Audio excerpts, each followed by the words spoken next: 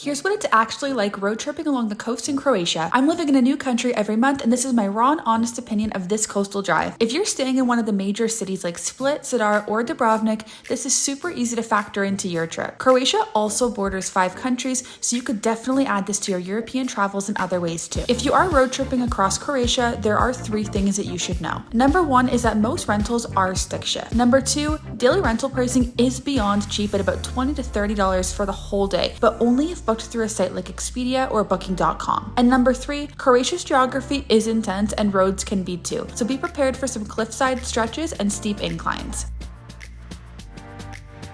You okay? This is not what I thought we were going to do.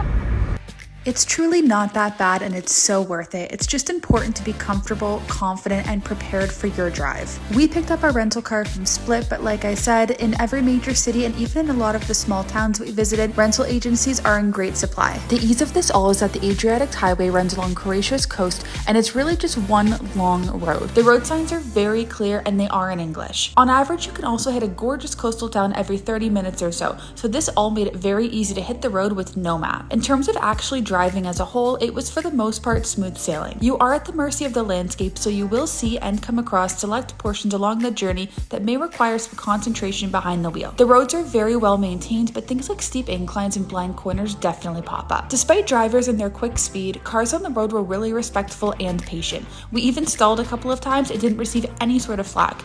It was nice compared to honking North America. Parking was also in great supply in every small town that we visited. It was meter style and ran about €1 per hour. With the combination of price, ease, and views, this is by far the best way to experience all that Croatia's coast has to offer.